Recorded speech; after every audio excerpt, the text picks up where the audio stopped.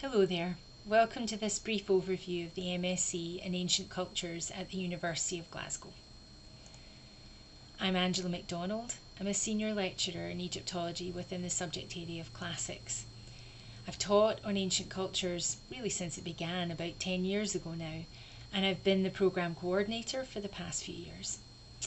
As an Egyptologist, my particular specialism is the Egyptian script, so hieroglyphs and the like. And in the inset, you're looking at me with the Temple of Karnak behind me, where I'm lucky enough to be part of the Karnak graffiti team. So we're studying and recording informal inscriptions that are signs of presence within the temple. Our work involves interpreting kind of weird things like footprints carved into the walls, rather wonky texts that are very challenging to read now and depend greatly on the light being just right, and of course making friends with the temple dogs. But I also work closely with the Hunterians collections, which are really quite wonderful, and bring my research into the programme, as you'll see. So let me introduce the programme itself to you. The Ancient Cultures MSc brings together several disciplines across the College of Arts. Its home base is classics, meaning the study of ancient Greece and Rome, but it also embraces archaeology, which sets out a framework for our study of the material world of the past.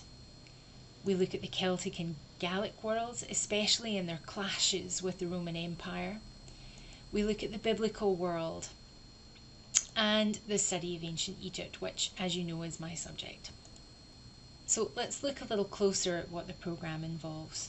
All ancient culture students take two core courses. The first, in semester 1, is Approaching the Ancient World Through Text. This first core course, Approaching the Ancient World Through Text, is worth 20 credits, and it's a long sweep through the written world of all our contributing subject areas. We discuss things like heroism in the Homeric epics, but then we use that to consider whether the main character in the Egyptian tale of Sunuhi should be considered a hero, and indeed whether the tale itself is an epic, so we cover genre. We consider literacy in all its complexity, and we map it onto our study of letters from across the ancient world. So that involves a session guided by our Professor of Greek, Andrew Morrison, who's a specialist in ancient classical letters. He talks about letters both real and fictitious from Greece and Rome. And then Professor Sean Adams from Theology does a session on the complex and rich letters of St. Paul. Finally, I come in with a session on letters from ancient Egypt, written not to the living, but to the dead. We finish the course with a guided visit around the wonderful displays from the Antonine Wall, led by expert archaeologist Dr. Louisa Campbell, whose research has literally brought out the colour that once adorned all the decorated distance slabs that were part of the wall.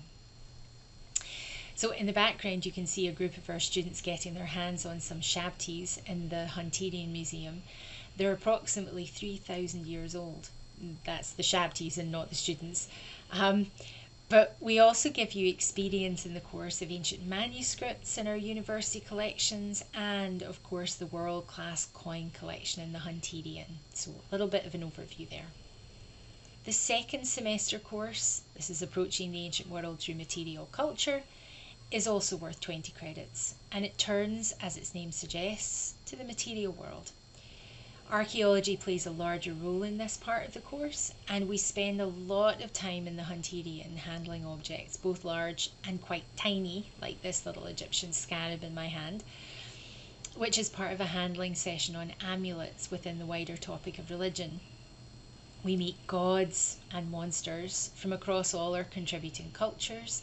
We've recently added a session on ancient oil lamps, which I've discovered are quite wonderful. So here's an example from Roman period Egypt. We can see a figure holding her arms out above her head, but we can't quite make out the rest. But maybe you can. Professor Michael Given from Archaeology also takes our students out onto the campus to consider some of our wonderful classically inspired architecture, like the majestic Wellington Church with its fluted columns and porticoed entrance.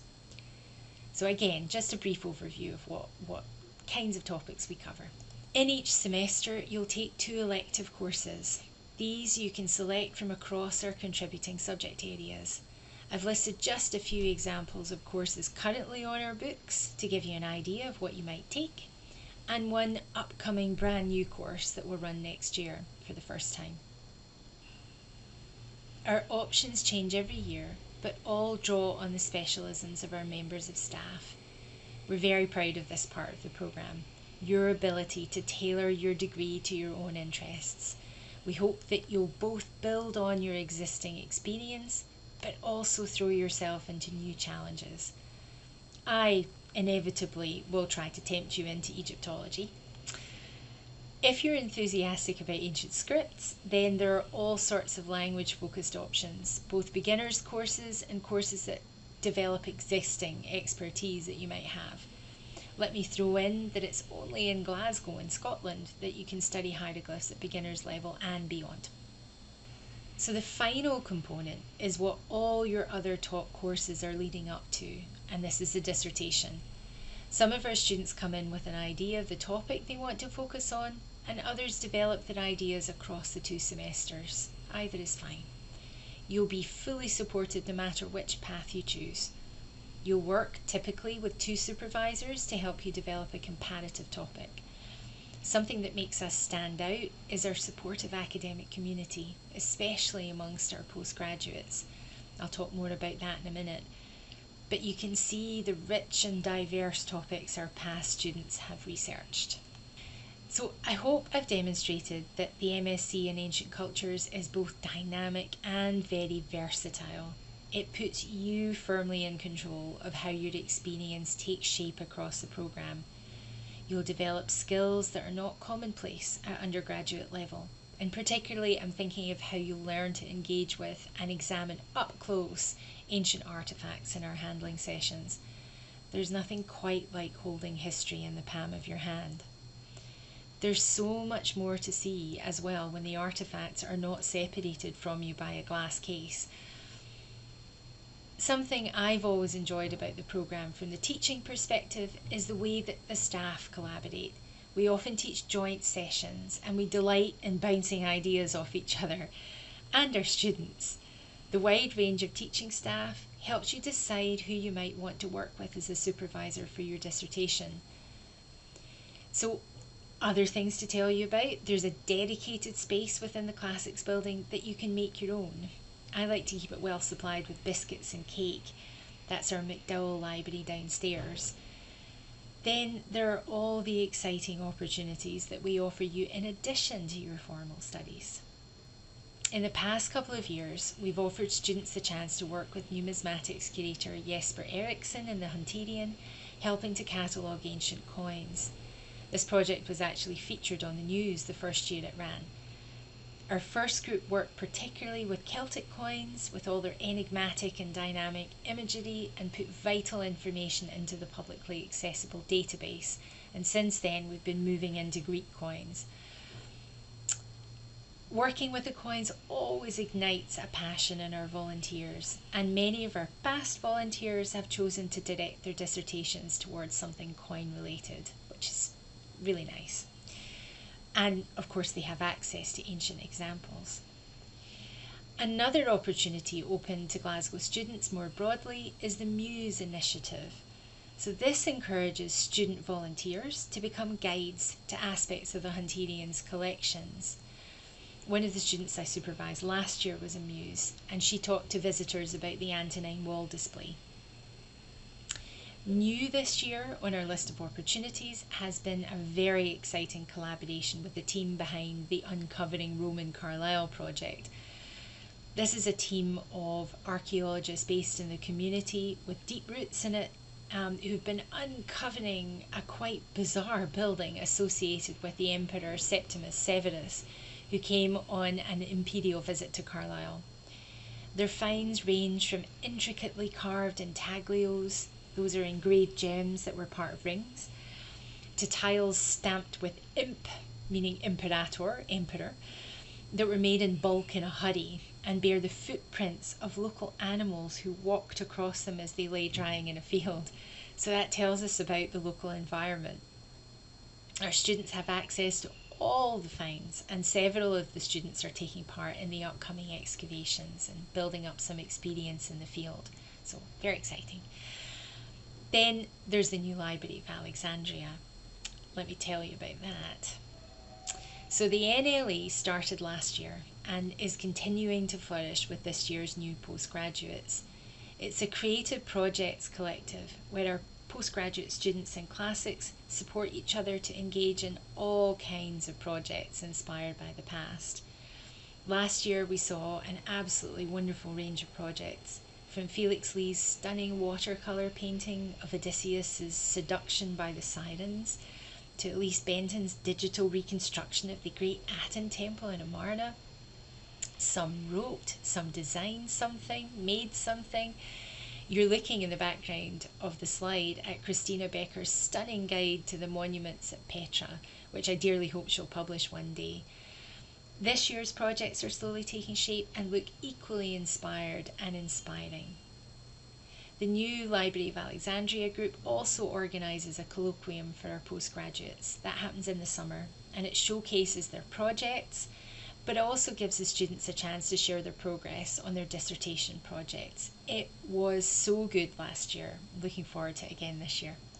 As you can imagine, all of this opens many doors for our students. Some decide to continue their work with objects and material culture, and they head towards working in museums or heritage sites. Others get inspired by books and manuscripts and head towards a career in archives. Since there's so much creativity built into our programme, we've attracted students with abilities in those areas who want to work in creative industries like theatre. And of course, teaching is something our students are interested in as well, and that's well supported by the way our programme gets you to think about communicating not only information about the past and its artefacts, but how to do it so that you inspire enthusiasm about them.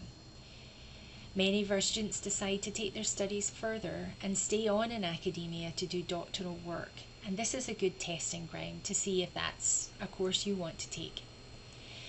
It's not a vocational programme, but that's one of its strengths. It exposes you to so many potential different paths to follow. And I think the new Library of Alexandria group is also great for this. It invites key speakers to talk to it about their own experiences. So we have guest speakers like museum curators, professional creative writers, to give you an idea of how you might take your studies and move them forward into a career. So really we see it here in the University of Glasgow, and particularly with this programme, as part of our job to support your aspirations. So, if you're feeling inspired and thinking that this might be the programme for you, then please do visit our webpage on the Glasgow University website. You can register interest at the address that I've popped up onto the slide, and if you click on the link, you can make an application. We do live Q&A events in the course of the year, but at any point, if you have further questions or you'd like to chat with me or our current students, please do email me. Come and be inspired with us.